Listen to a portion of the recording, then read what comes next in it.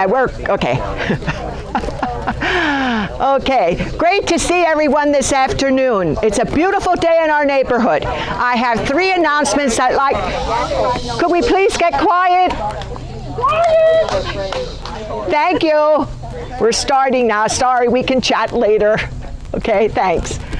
I have 3 announcements to make today. The first one is we have books over there on the table from 1969. It was a football team. We have some of those books left to sell. They're $15. And we are also going to be publishing 3 more books. One for 1981, I think that's a basketball book, a book about Smith Hall, and a book about the Berksey. So probably we'll have it in the Town and Country Gazette and also the Times News. And it'll also be on Facebook. And my last announcement is we appreciate all the donations that we have received for our museum. We do not at this time yet have a place, but we are working on that. So thank you all for all the support you have given us through the years and also for all the donations. Now our first guest today to speak is Mr. Richard Smith, Dick Smith, who was one of our teachers in our high school. He was also our athletic director at SHS. He was a coach, and I don't know what else he did. He's a jack of all trades. He's going to tell us the history of the Slatedale Cemetery. Here we go, Dick. Thank you. Okay, I'd like to welcome you to the Slatedale Cemetery. A little bit about me. That's enough about me. Actually, I was asked by Mickey Hewitt, who lived in Slatedale, to be a board member in 1987. And it just so happened that Huey Peters was president at that time, and soon after that, in 1996, I became president of the Slatedale Cemetery Association. Now, a little bit of history. I know that many people here probably know more about Slatedale than what I do, because I'm really a Slatingtonian. But my wife was from Emerald. Her grandfather owned the farm up on what is now Slate. Asheville. Yeah, the Ashfield Road, which is now the Slate farm that you can get your groceries from. That was her grandfather's and great-grandfather's farm at one time. In 1888, there were 4 denominations. In fact, there was more than that probably in this area, but up until that time and before that, people were actually meeting in homes or places that they felt were for worship. But starting in the 1888, the Holy Trinity, which consisted of the Reformed and Lutheran Church, was really formed. The people before that, their main church was Heidelberg. So you had a lot of deaths that were from that church, but actually their burial grounds were out at the Heidelberg Church. And in 1859, you had the Methodist Episcopal Church, which is known as the ME Church to some of you people.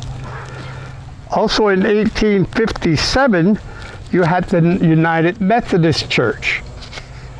Now, something about the different churches. The ME Church, which was on LaBar Street, which is now Brown Street, was located down at the end of the creek there at the Slate area, where the scrap slate is stored. That was then sold to the Shenton Land Company. And there was also a cemetery there. And that, because of the selling of the land, another church was built down by the creek, which was Mill Street, if you remember that. There was no cemetery there, however, but in 1910, the remains that were at that first church were actually transported up here to this church. Now, this land up here at that time belonged to the Methodist Church itself, the Union Church. 4 acres were purchased out in the front, which is probably sections 1 and 2, in which I'll talk about later. If you remember that church, that for the ME Church, that was built for $4,000 at that time. It's not there any longer, but like I said, in 1910, 188 bodies were removed from that cemetery up here to this cemetery. There were also 32 unidentified bodies that were also transported up here. Now you'll see a lot of that area in section 1 and sections 2 towards Brown Street. There is a section that is marked off by concrete posts, and that's where a lot of the unidentified bodies were actually buried at that time.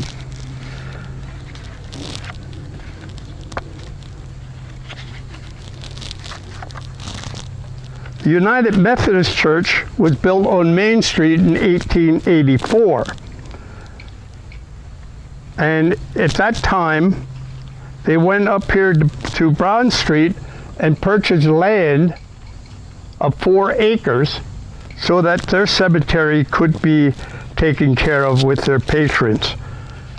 In 1992, more land was purchased by the Methodist Church, and this is what you see at the present time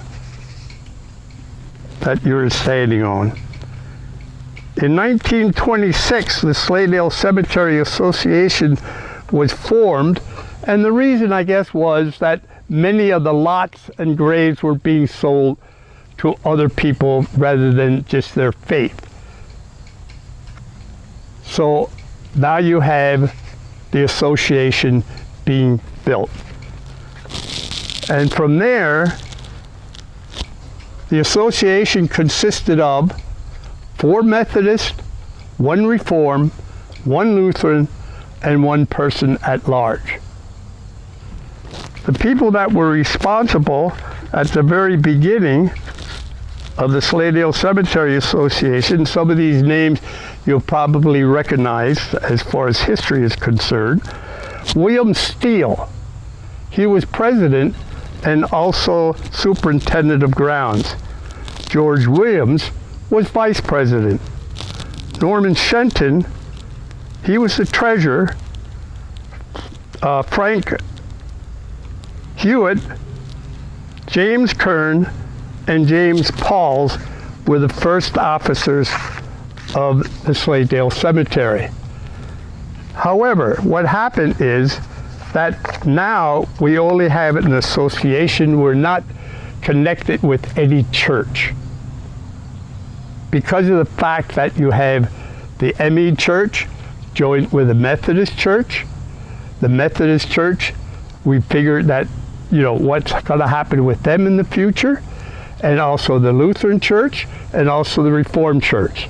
So we sat down and we drew up new bylaws, and now we're all at large.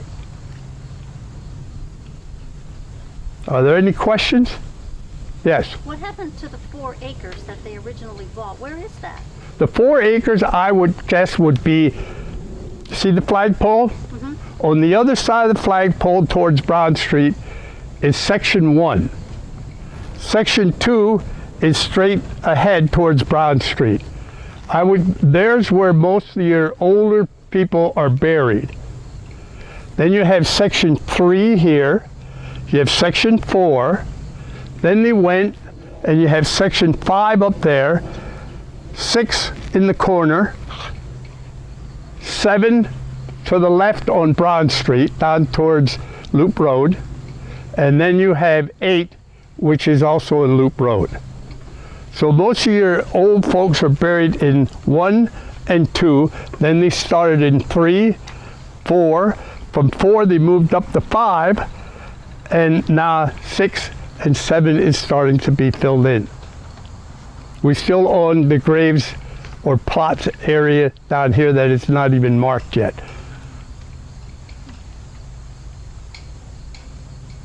Any other questions?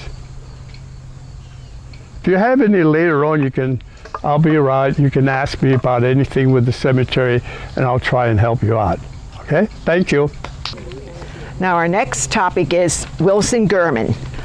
Wilson German is a descendant of Adam German, who came over from a little village called Kleingumpen in the Hessen state of Germany, in the western part of Germany. The Germans have a homestead there. It's 250 years old, and it's still in the Freundschaft. In other words, it's still in our family. The fellow that lives in it now is his wife, Heinz and Anna Koffenberger. He apparently lived with his parents. His father died, who was Walter, and his mother is now in a nursing home. I'm in constant contact with him at Christmas time. We exchange notes, and if there's anything else that I need to know, or if anyone else wants to visit over there, I let him know, and he's more than happy to welcome the visitors to the farm and show them the area. The farm is really an estate to me. It's over 100 acres of woodland, and I have a photo over there if you'd like to take a look at it's an aerial photo of the farm over there in Kleingumpen, Germany. So most of the people that came over from Germany to Pennsylvania in the 1700s were farmers and artisans. Well, Adam was a farmer, and now Wilson was also a farmer, and he also worked for the Heidelberg Township as a supervisor. He had married Flora Fritzinger, and Flora Fritzinger just so happens to be in the Fritzinger's Freundschaft family tree that had owned the Fritzinger's Bakery in Walnutport. And they had 6 boys and 4 girls. I knew most of my grandfather's brothers. Well, that's where I come in. Oliver is my grandfather, and he's the son of Wilson, one of the sons. And the sons live close by to one another. So I happen to know the great uncles quite well. I didn't know the rest of the family that well, the girls. I only knew one of them, Lil, best. She lived in Allentown, and Agnes Saunders lived in New York. They had a dairy farm. And the other 2, well, one married a Rex and the other a William, and I never knew them because they had passed on. But it was interesting that my grandfather, he was a farmer also. And his brothers, some of them were farmers and some of them worked in the slate quarry, and that was at the Penn Big Slate Quarry down here in Slatedale. Now they were a very close-knit family, and I would love going over to the farm, especially in the summertime. They would be sitting out the back, the brothers would be there, and they would be talking and enjoying their company, and sometimes they would play their instruments, which I thought was rather cool. And but one thing I will say about the Germans, no matter what time of day I went over to the farm, I was never a bother. Every time anyone came there, they were welcomed. And now with my closing, I would like to say, my grandfather, I want to get back to my grandfather, sorry, I'm skipping. My grandfather also huckstered his produce up in Palmerton. He was a cook for 14 men at a hunting cabin in Powder County. So, like I said, I was always welcome there, and before I left the farm to go home to my parents, my grandmother would say to me, well, how is everyone? Please tell them hi. And she left me with these words, I'll never forget them. Oh, du bist so schön, komm bald wieder. I'd also like to welcome all of you to this, our 3rd walk, cemetery walk. This one's, first of all, the layout here is better than the other 2. I don't have anything the Fairview's on a hill, although it was a farm, and Union, although it's the biggest cemetery in the area, burials-wise, it's also all spread out. So this is nice. I personally didn't know a lot about this one except through my wife, and her relatives and that are buried here. Yesterday I was putting up some posters on the cemetery, and this fellow stops me in his Corvette, and I thought, boy, I got to get to know that guy. Man, oh man. The only guy I ever knew had a Corvette was my son-in-law, and he got rid of it. He couldn't afford to keep it. So here it was playing horn. And I thought I knew a little bit of Slatedale history, just a little. Well, I know less now compared as to when I talked to him. He's very knowledgeable of Slatedale area history. I'm sure a lot of you are. So what I say, I'm allotted 15 minutes, just like all the speakers are. I have to talk about two families, a German family and a Kern family. But I have some other things I'd like to throw in there. So I'm going to start my 2:23, 15, 2:38. At 2:38, I'm supposed to be done. So I won't be. But anyway, so let's get started. I would like to say a few things about the history of Slatedale. And any of you that live here or did live here, whatever, know this better than I do. But Slatedale was always farms. There was no village, just like there was no town of Slatington, until one thing happened. And what was that? Slate. Slate was discovered. Now the farmers here, the Pennsylvania Dutch farmers, they really didn't want to worry about digging up the ground. They wanted to use it to plant their crops. But when the Welsh came over, who knew how to mine slate, and the English came over and offered nice money to the farmers, they couldn't refuse it. So that's why all the slate holes, slate quarries are in the ground, because there was a lot of money to be made, and then there weren't enough workers here. Even though the Pennsylvania Dutch had no internet and had no TV and made a lot of babies, 10, 12 to a family or more, that wasn't enough. So they had to bring over from Wales and from across the ocean their own workers. That's why you see a lot of Williamses and Robertses and Evanses and this goes out, Joneses, and here, how they got here. Before that, it was just Germans and Kerns and Hunzikers and those Pennsylvania Dutch farmers. Okay, one of the first people to put money into slate quarrying here was a fellow by the name of George LeBar. And he had a brother, and they worked together and dug these first holes in the ground, and then moved into Slatington and dug holes and quarries, and then moved to Northampton County and dug them. So they decided, whoever made the decision, they were going to call, of course, this village sprung up. They needed houses, they needed restaurants, they needed hotels, they needed bar rooms, they needed churches, so that all sprung up. And George LeBar, was very prominent in that, and they named the village after him, LeBarsville. That didn't stay with that name. For some reason, it changed to Slatedale, just like Slatington. I guess it was an easy way to identify the area. LeBar is not buried here. He's buried somewhere else. His one son, Jesse LeBar, is buried on Fairview in Slatington because he was turned into be a Presbyterian, along with Shenton. And Robert's going to tell you all about Shenton. But Francis Shenton was one of the next slate guys here. And his family got into everything and anything. But he turned to be a Presbyterian and went to Slatington, and he's buried in there. Okay, enough of that history. Any questions? Or anything you want to correct me on or add to? No? That's good. That means I get going. Joseph German. Joseph German was a second cousin to Judy's Wilson German. Joseph isn't buried here. He wasn't a second cousin, excuse me. Let me delete that and start all over again. His children were second cousins to Wilson German. He was just a third generation. There was Adam Jr., and then Joseph. And Joseph German owned a lot of the land, supposedly, I read, in the area of Slatedale. he sold the land for the church, for the Trinity Union Church down there, and very prominent. So, but some of his kids are buried here. Not many, but I'll talk to you about.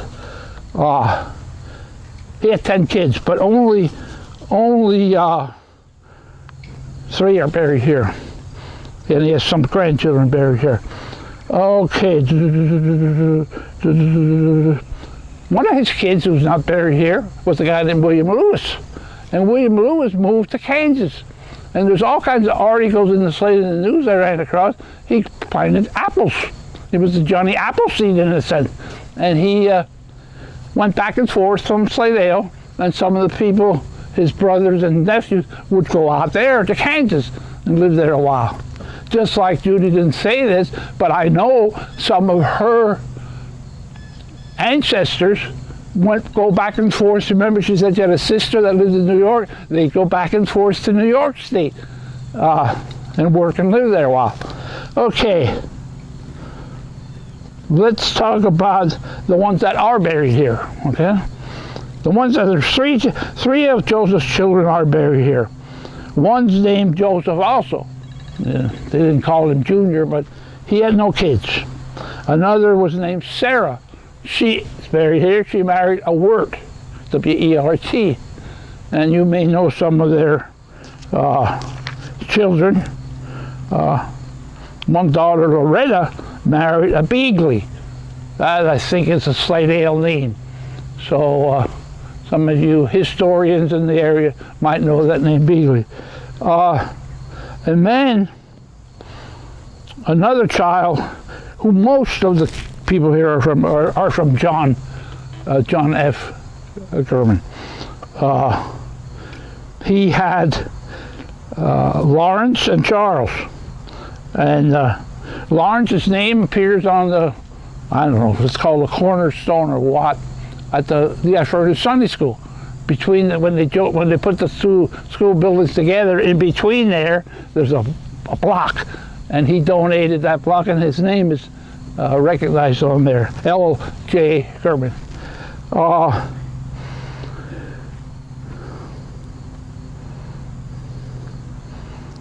That family has had someone that lives right up the road here, married Herb. Olivia German married Eddie Herb? Eddie Herb. And so they're continuing that tree. And let's get back to Joseph had a son, James, also. And James is not buried here, but one of his children, Floyd German. And he had a bunch of kids, and they were well known in the area. I think somehow or other, the one that married Worley is in that shrine house too. And then Clark, her son, they had the hotel at one time. Okay, I'm done on Joseph German. I have 7 minutes left for my next, which is the current. Any questions? What was the relationship to Olivia German? Olivia German. Was it her grandfather that was? John F. was her grandfather, and Lawrence was her father. Lawrence was the father. And on that table, there is an article about Lawrence German. He was a farmer up there where Harriet lives now, the granddaughter lives. And there was a calf born, and it had three legs. I have a picture of that. Do you? Well, Judy has a picture of it too. Yes. Oh, do you? Yes, I'll get it to you. Oh, and I have an article there. She has a picture in the Olivia morning call. German's mother was my grandmother's aunt. Okay, she was a Kern, right? Yes. I thought so. Yep. No, not on Kern's side. names. No, on the other side. On the Other side. Yeah. Okay. Okay. The good. work side. So then you had that article. That's Yes, neat. Okay, you're taking up my time, Judy. There might be an article with it, I'm not sure. I'll pull it Well, out. no, there's an article there. My mother was a pack writer, and she kept all these articles, and I found that, and I thought, oh, this is great. Yeah. I didn't He even was know in the that. newspaper, I think, with it. Okay, now I'm going to Kearns. I think if Kearns, and I didn't figure this out mathematically, but I think if Kearns and Germans and a couple other families here weren't here, you could have the cemetery up there alone, because there wouldn't be that many. But there are so many, especially Kerns.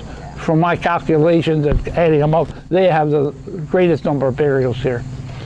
So they're not only from Slatington, they're all from Nicholas Kern, who came over here from Switzerland and this sort of thing. Okay, let's talk about Reuben Kern. Did you say that Wilson was the oldest German here? No, I didn't. Wilson Kern was the oldest German, is the oldest German buried here. Reuben Kern is the oldest Kern buried here. So we got the heads, the oldest of each family here. But the way I got going on Reuben Kern was unusual to me. I said to Judy, I said, what Kerns do you know? Who should we? Well, she said, my sister-in-law is a Kern. My husband, my brother Michael Gellis is married to a Kern. Oh, that's interesting. We should probably do something about that. So I started investigating. I went on Ancestry. I dug around, went to the cemetery records, and here she said, I said, well, what do you know about Melissa's family? Well, I know when I was a little girl, her dad used to drive a truck for Heimbach Cleaners. So I don't know how many of you ran into that. Cleaner. Huh? Excellent work. The work was phenomenal. I don't think there's anybody today that can touch that. Then she said to me, 4 minutes. Then she said to me, but you know, he was well known as a clarinet player. Very excellent clarinet player. And I said, oh yeah? What was this? Eppie Kern, she said. Oh, God's sake. I said, I worked up at Blue Ridge 50-some years, Blue Ridge Pressure, and our chief engineer there was in a Lehighton band. And he would constantly ask me, do you know Eppie Kern from Slatedale? I said, why do you want, well, you live down in Slatington. Well, then when I found this out, I said, yeah, I do know Eppie Kern, so I could say that. And he said that this Henry Bisbee, who was a trumpet player in the band, said, that Eppie Kern can do such a great job with the clarinet. He's very well known for that. And he likes to go to races, auto races, she said. So I bumped into Eppie Kern, Melissa's father, at work through Judy. And then it just snowballed. So I thought, I have to research this a little bit farther and see what I can find. So what I did find was that she goes back, Harry, Charlie, Louis Franklin, to Reuben. And Reuben's here, buried. I have a marker of him. He's the oldest Kern. And he comes from the Kern, Nicholas Kern. I mean, he's way down, Nicholas, the original guy, who had a son, Wilhelm or William, and he had a son, William, and he had a son, Nicholas, and then we come to Reuben. So you can see, if you're a Kern, you can really trace your ancestry back, because they were here so long. Okay. So you might say, well, that's the way you research your family. If you're a Smith and you want to know something about Smith, you go to Ancestry or go to your Bible records or something and see who the father was. But most of us here knew we're starting at the top. In other words, you were starting with Francis Shenton. Not Shenton's down the bottom, but at the top. Mike was starting with Doc Sodden. And Susan's talking with James Peters Kern. So this, though, I went back up through the ranks and found Jeremiah. Jeremiah, a little comment. Jeremiah had a cousin Reuben had a cousin named Jeremiah. And they were about the same age, within 10, 15 years of each other. And he was the father of James Peter Kern, who Susan's going to talk about. He's buried over there. I marked him. But he was sort of unique. He was Civil War vet, and got commended for that. Okay, I made it to 238. I want to say one other thing. That's it. Then I'll go to 240. Cemeteries. Cemeteries have been an interesting subject. There's a fella who I think is deceased now, named Myron Ware, and he's from Allentown. He belonged to the Historical Society down there, and he wrote a couple of articles, and he's upset that people don't keep records of the private families. You know, way back when, before even when the Kerns were here, they had their own cemetery in their own backyard, more or less. And that got eliminated along Trout Creek when they took the quarries out and dug away that.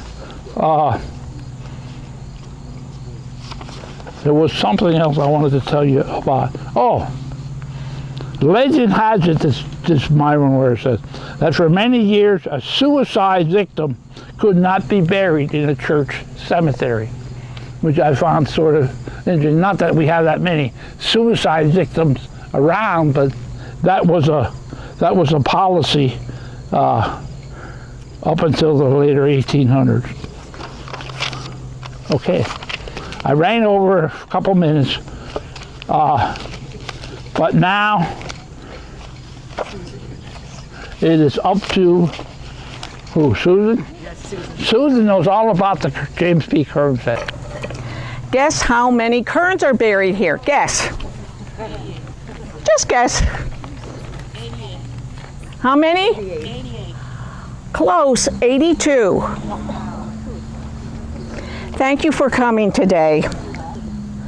I'm going to talk a little about my grandfather. There's a picture over here on the table of James P. Kern and his wife, Mary. And also my little dad, his name was Herbert. And at a very young age, they organized the Thomas Slate Company. It's right down here. You probably all passed it coming in. He took a partnership with his brother-in-law when he organized this slate company. And it was called the Sylvester Sliker Slate Company. 15 years later, Mr. Kern, I'm going to call him my grandpa, he took over as the sole proprietor and named the company the J.P. Kern Slate Company. The first quarry that he opened, he called the Big Six, right down here. And later on, he opened a home on Main Street, Slatedale. It's no longer there as a Kern estate or a Kern home. He went west, and then he started the Union Church. Can you all hear me? Yes. Another quarry he operated was the Carbon, and that was located on the east side of Broad Street. He also operated the Highland and also the Empire Quarry. Now I'm going to talk about some people that died because this book is from 1989. So these people might have passed on. He and his families were active members in the Evangelical Church in Slatedale. Guess what? It closed. They had 8 members. My son, Jason Giaquinto, he constantly came up here. He said it's not going to close. Well, guess what? It closed. There, James Kern served as a Sunday school teacher, church council member, and eventually a convention delegate. In 1925, the church was renovated and enlarged. His sons, grandsons, and quarry workers dug out a new foundation after their working hours at the quarries. Mr. Kern was an organizer of the Slatedale Cemetery Association, where we are now, and he started the Bowman's Park Camp meeting. Guess what? I went there and I hated it. James P. Kern, he married Mary Hangwork, and she's over there in that picture. And they all lived at 1673 Main Street. The remaining 12 children, 3 died, were Erna, William, Hester, Harry, Blanche, Lawrence, they called him Nutty, Carl, Wayne, Herbert, my dad, Vincent, Mary, and Lucille. Erna married William Merkel, who was employed by the Lehigh Valley Railroad. They had 3 children. Norwood, he worked at Merrill Lynch.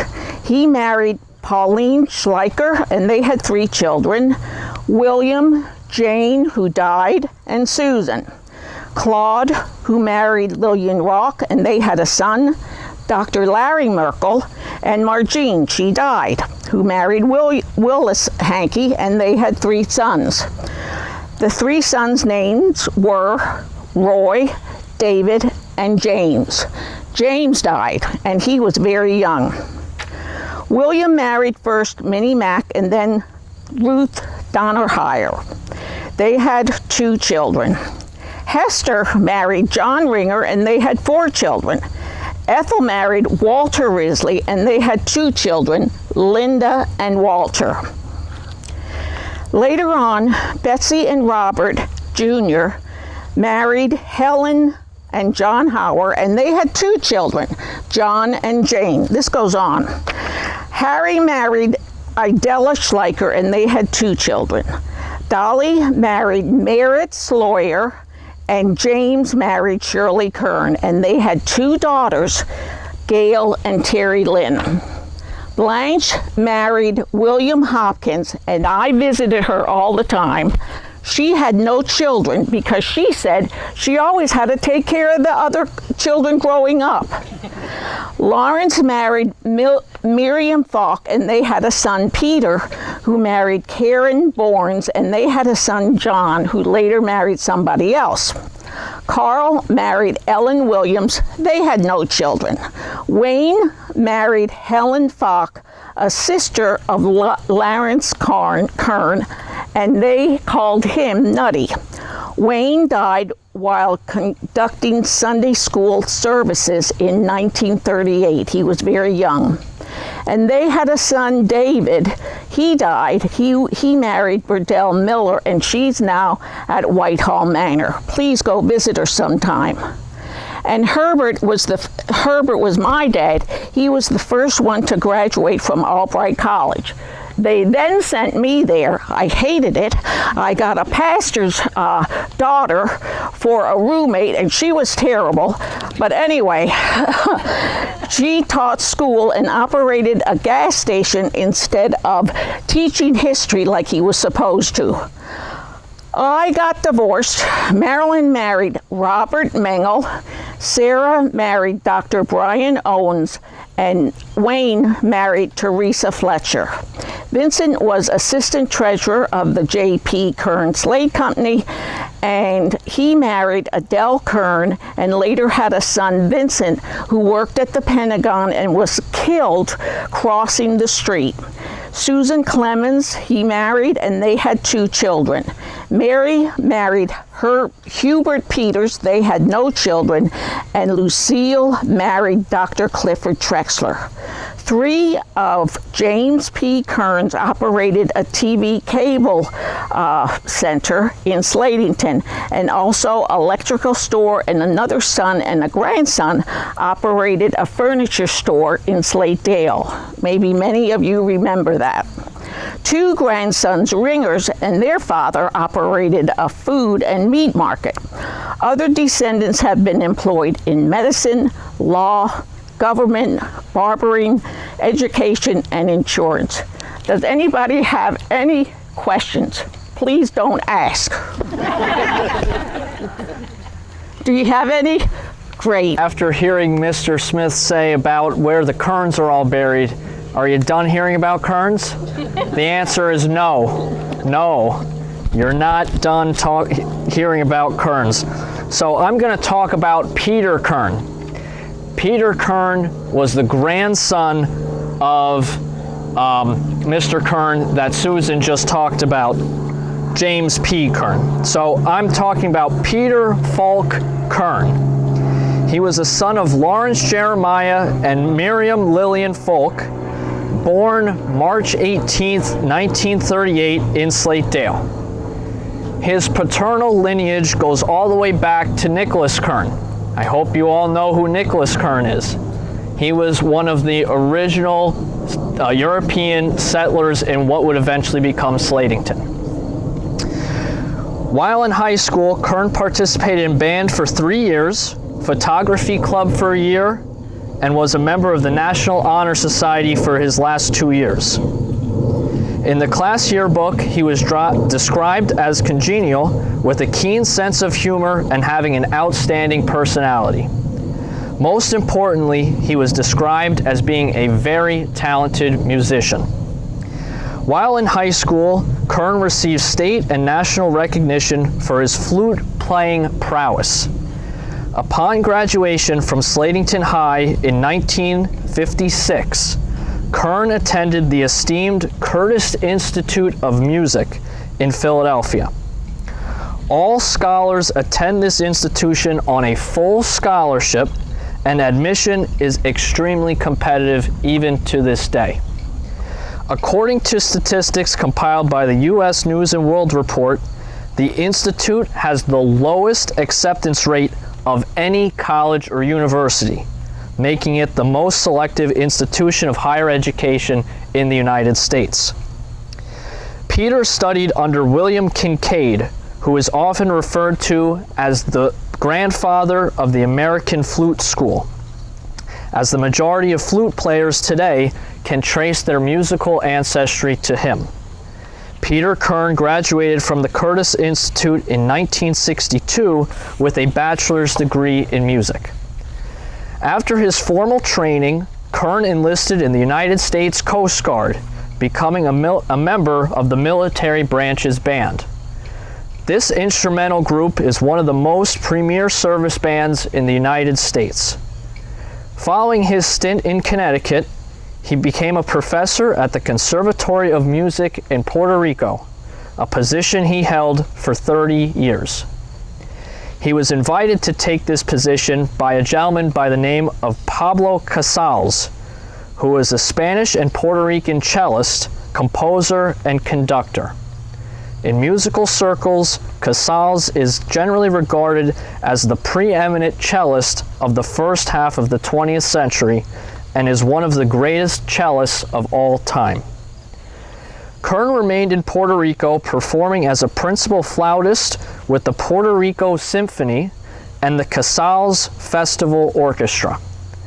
Additionally, Peter performed with the Woodwind Arts Quintet, the Bethlehem Bach Festival when they toured Germany in 1976, and the Camerata Caribe Chamber Music Ensemble.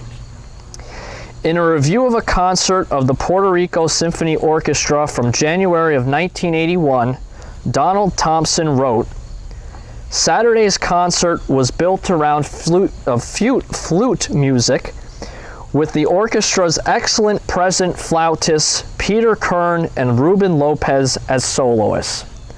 Kern offered a charming concerto for flute and orchestra Jacques Hilbert." Not quite sure what that all means. If you can let me know, please let me know. The latter is a tricky and characteristic piece of French music. Both Lopez and Kern played their solo parts with skill and grace. In 1990, Peter Kern married Gloria Navarro, who was a native of Puerto Rico and also an accomplished oboe player. Kern passed away on February 26, 2018 in Carolina, Puerto Rico. His wife, Gloria, son, John Kern, and grandchildren, Christopher and Alexander Kern, survive him. And he is buried, you can see the pink stand right there. And you can see with the flag, that's his burial spot. Are there any questions? this isn't a question, but he appeared at the Slatington Music Club, I think in the year 1978. There is a brochure over there with his name on it and the program, if you'd like to take a look at that then. He was excellent. If you've ever seen him play, he was fabulous. I think it's only 1 or 5% of students that get accepted at Curtis Music. It's exceptionally small. Difficult. Yes, Get it? very small. You have to be very, very talented. So we're very fortunate that we knew someone who went there and was in our backyard. Thank you, Mike. Of course. I'm up next, again, okay? Before I start on Dr. Ralph Sowden, I have 2 stories here, one with Ralph Sowden and then his son, Edgar.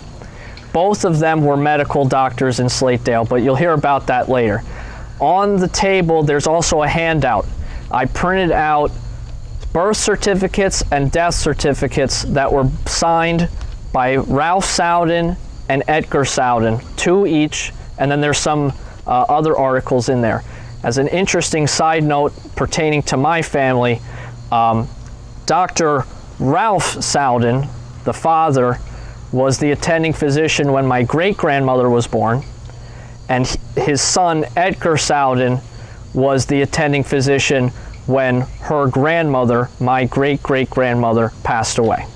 So that's an interesting family note. Dr. Ralph Tenney Sowden, MD, was born on December 23rd, 1850 in Allentown. He was a son of Samuel and Elizabeth Williams Sowden. His parents came to America from Liskeard, England. Sowden attended the public schools there until he was 8 years old, when he became a pupil at the country school located at Ballietsville. He was a pupil there until he was 15 years old in 1865. It was at this time that he accepted a position in the mining region of Rittenhouse Gap, Berks County, where he stayed for a year. No other information was made available. I have to imagine he worked in the mines. Don't know what mines it was in that area, but some mines. He then returned to his home near Myersville. Well, most of you are probably thinking, where's Myersville? Give you a brief description real quick. Think about when you're going down Cedar Crest Boulevard, and there's the intersection before you get to Parkland High School with Cedar Crest, Shankweiler's Road, and Orfield Road. That's where Myersville is today. And he came back home and he attended Muhlenberg College. He walked a distance of 6 miles each way every day to go to school. At the age of 17, he began to teach in the public schools of Lehigh County. 17 years old, teaching in public schools. This was a usual occurrence, though, at that point in time, having teenagers teach children. After teaching several years, he attended Kutztown Normal School, now Kutztown University, to become further certified. During the summer, he took on jobs in various occupations in order to save money to reach his true dream of becoming a medical doctor. In June 1873, Sowden entered Crittenden's Commercial College in Philadelphia. He graduated in 7 weeks, becoming the first pupil to receive a diploma in such a short period of time. I'm not sure if that talks to Dr. Sowden's knowledge or what the requirements were at that time, or a combination of both. 1 year later, in 1874, he began to read medicine in the office of Dr. W.P. Kistler in Schnecksville. In the fall, he enrolled in the medical department at the University of Michigan. He graduated with honors in March of 1879. Upon graduation, he opened an office in Shamokin, but only remained in that area for a few months. By May 1880, he relocated to Slatedale, where he opened his practice. On June 12, 1881, he married Mary A.S. Lentz of Washington Township, and they had the following children. Ralph, who passed away in a tragic railroad accident on February 22, 1907. His obituary is in the handout that you can pick up. Ella S.A., who married Howard E. Mounts of Philadelphia. Samuel A., Mary A.S., who married William J. Robinson, also of Philadelphia, and Dr. Edgar L., who you will hear about more shortly. The Souden family resided at what is today 4024 Main Street in Slatedale. Ralph purchased this house in 1890, and it stayed in the family for 81 years. This house served both as a private residence and the doctor's office. Slatedale, The Early Years, which was published in 2006 in honor of the 150th anniversary of Slatedale, had this to say about the house. As patients entered from the front porch into the doctor's waiting room, they could see the doctor's roll-top desk, a large wall clock, a huge safe, and a table in the center of the room with many chairs. His examining room, directly behind the waiting room, stepped down towards the rear of the house. Is there anyone here that remembers that? A couple people, yeah, there we go. In the examining room held his scale, microscope, cabinets full of medical books, and large pill bottles full of remedies, or supposed remedies. The living quarters were on the left side of the house, and the kitchen was in the rear of the home. The 1914 History of Lehigh County genealogy book had this to say about Dr. Ralph Souden. His faithfulness as a physician, uprightness, and honesty as a man has won him the admiration and confidence of the community. Though a Democrat in politics, he has been twice elected school director from a very strong Republican district. I guess that's true today too. Souden was president of the Washington Township School Board for several years, and much of the advancement of the local schools was due to his untiring efforts. He was the treasurer of the Slatedale Band, the Citizens Fire Company, and Washington Camp number 323 Patriotic Order Sons of America. Some of you might have heard of the POS of A. He was a past commander of the Star of the North Commandery number 92, AIO Knights of Malta, and having been a charter member there. He was the past president and county president of the POS of A, and a member of the Lehigh Valley Medical Society, Slatington Lodge number 624, Independent Order of Odd Fellows, and the Lady Rose Rebecca Lodge IOOF. Lastly, Souden was a faithful member of the Reformed congregation in Slatedale, serving as secretary of the congregation for many years. Dr. Ralph Souden died from influenza on Monday, May 30th, 1926 in his home in Slatedale, aged 75 years, 5 months, and 7 days. Yes? I just wanted to add something interesting that he did, and he was a very young man. No, it was his father. It was his father who did it. Okay. Ralph Souden lived during the Civil War. Yes. He cut clippings from the newspapers and pasted them over books that he owned. He pasted these Okay. books. Melissa and I are in possession Of the- some of these the- books. There were 5. Okay. So he cut clippings regarding the war, from the Civil War, pasted them in books and then he to passed keep. them down to Edgar, and Edgar passed them down to our father, and he gave them to There us. you go. And Edgar's housemaid was our great-grandmother, Lulu Winter. And I'm going to talk about her. Oh, you are? A little bit, yes. Okay. Yes. Yes. All right. Any other questions or comments? Anything to add about the first Doc Souden? Okay. If not, the second Doc Souden, Dr. Edgar Lentz Souden. He was the third child of Dr. Ralph T. and Mary Lentz Souden, and he was born April 21st, 1886 in Slatedale. He attended the Slatedale Public Schools until he enrolled at Slatington High School in 1900, and he graduated 4th in his class on May 26, 1904. His grade point average, 4th in the class, was 97.39. In addition to these academic ventures, young Edgar became an active member at the Holy Trinity Lutheran and Reformed Church in Slatedale. During his senior year of high school, he became secretary of the newly organized Sunday school at that church. During the fall of 1905, he left life in Slatedale behind to continue his education.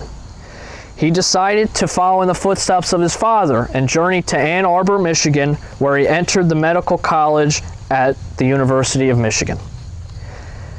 However, by 1907, he had transferred to Jefferson Medical College in Philadelphia. He graduated from this institution in 1911 and then subsequently served an internship at St. Luke's Hospital in Bethlehem. He then became registered to practice medicine in Lehigh County on January 19, 1912. Following the death of Edgar's mother, Mary, in 1913, his father, Ralph, employed Lulu Milhouse Wenner as his live-in maid and housekeeper. When Ralph died in 1926, Edgar continued to employ Mrs. Wenner. The 1940 census indicates that Dr. Sowden paid Lulu a sum of $500 per year for her services, which is equal to $9,750 today. After nearly 50 years of service to the Sowden family, Mrs. Wenner passed away on February 6, 1962 in Allentown at the age of 74. She came to Slatedale because her husband Edward died very young. He died in 1914. She is buried with her husband Edward here in the Slatedale Cemetery as well. Back to Edgar.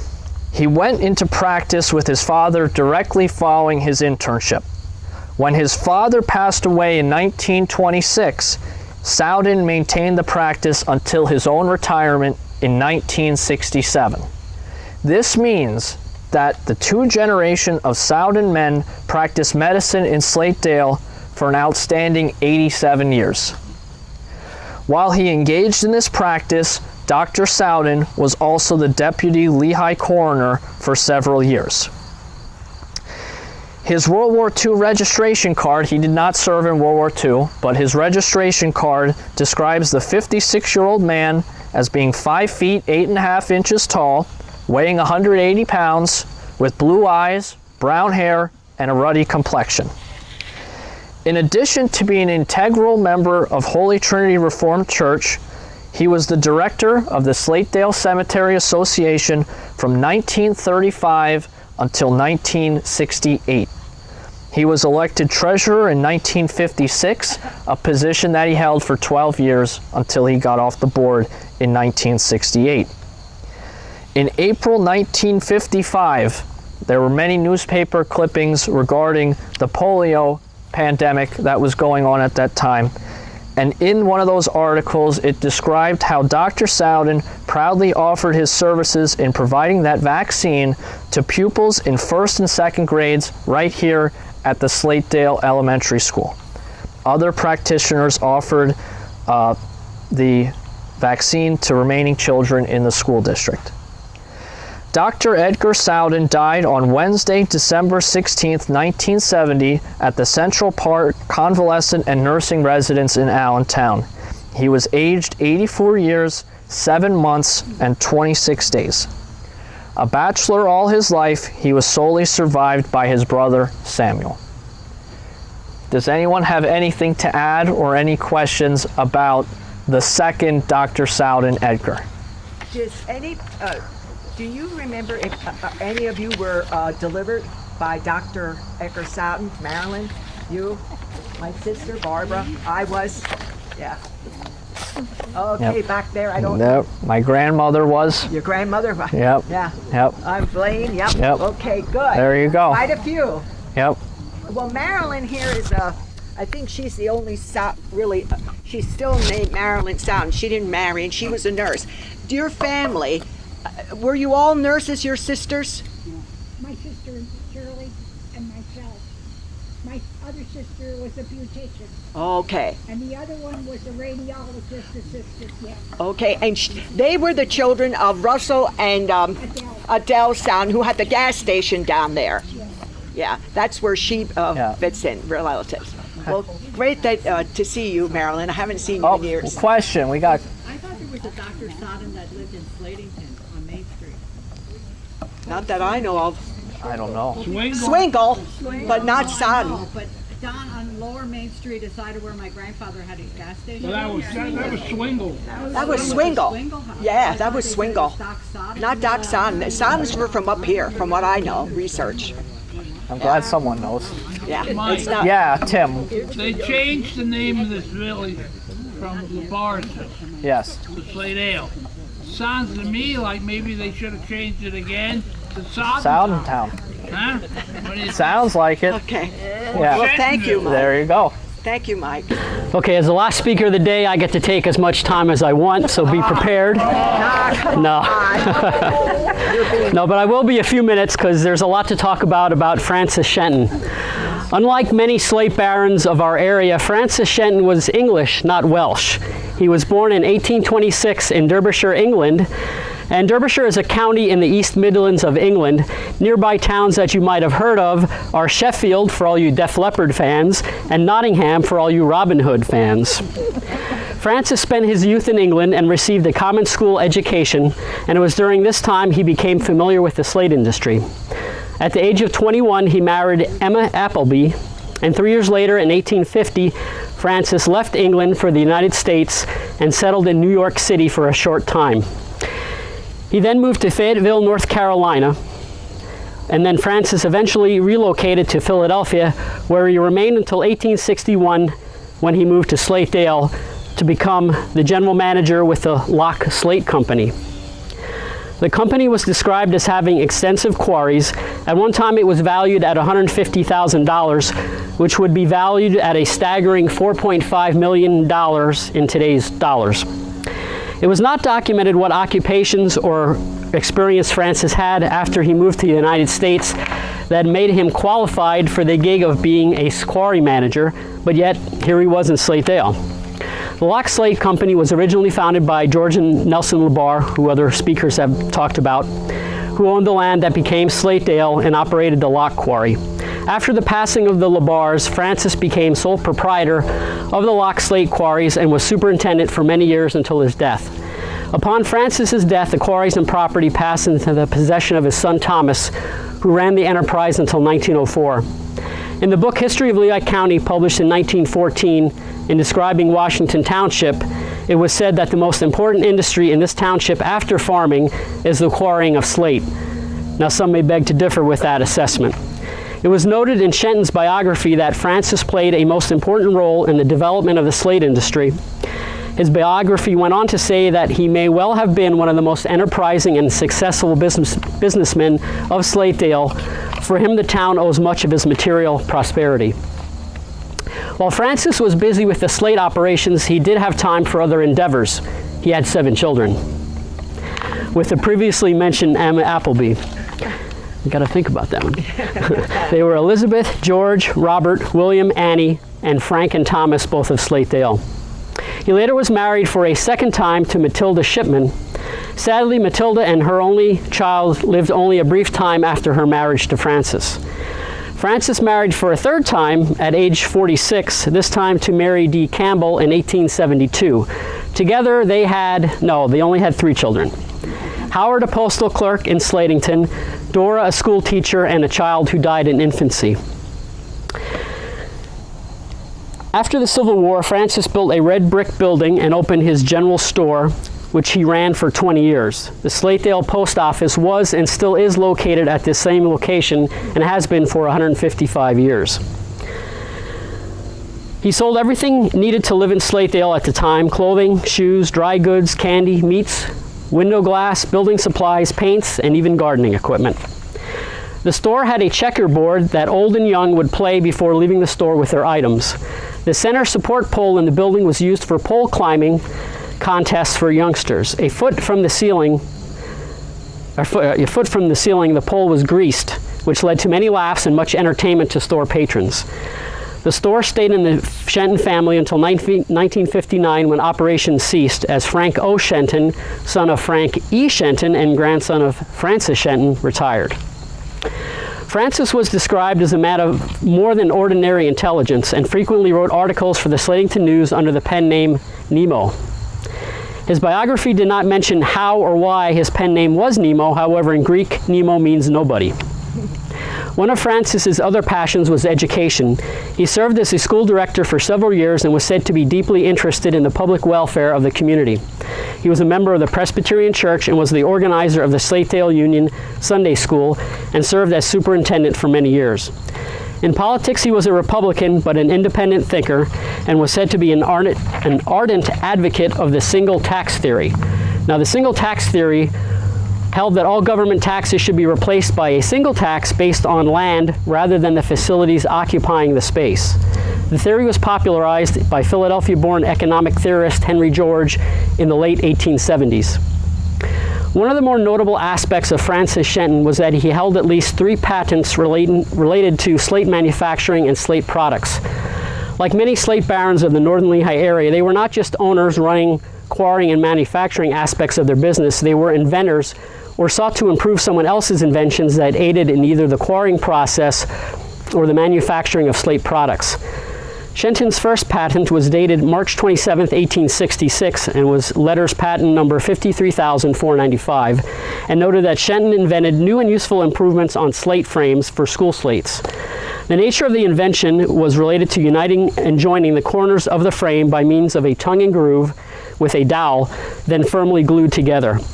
He said, "My improved joint is very strong and durable and makes a neat finish when completed."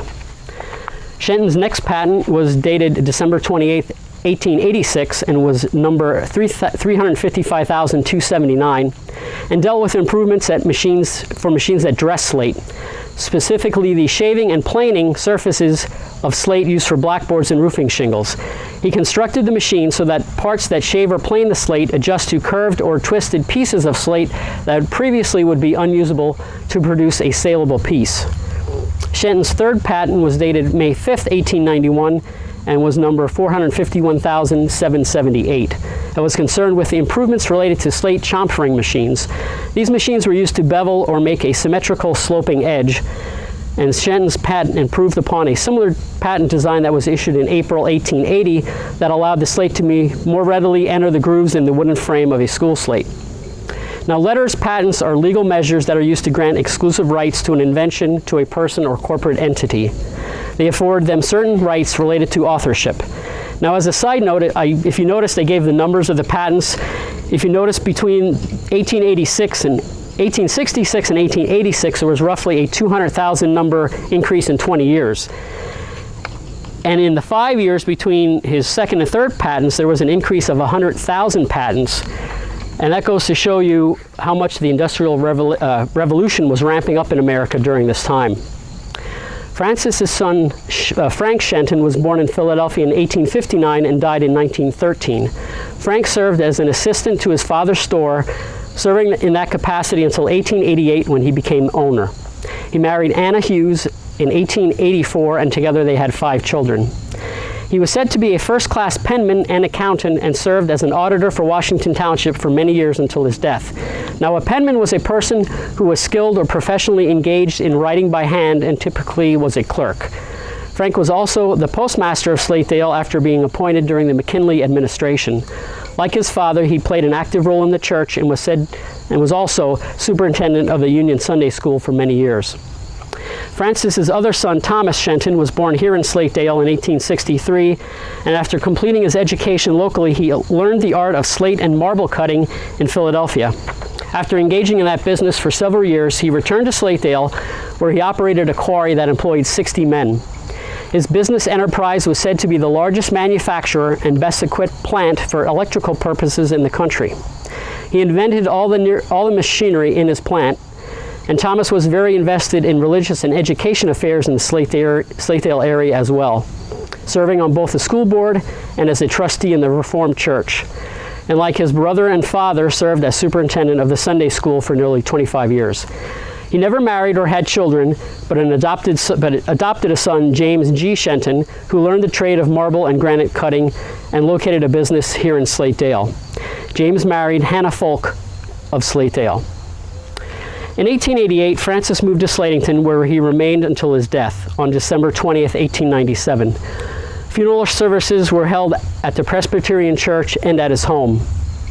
He is buried in Fairview Cemetery in Slatington because he was a Presbyterian, and Francis Shenton's third wife was entered into eternal rest in 1911, also alongside Francis.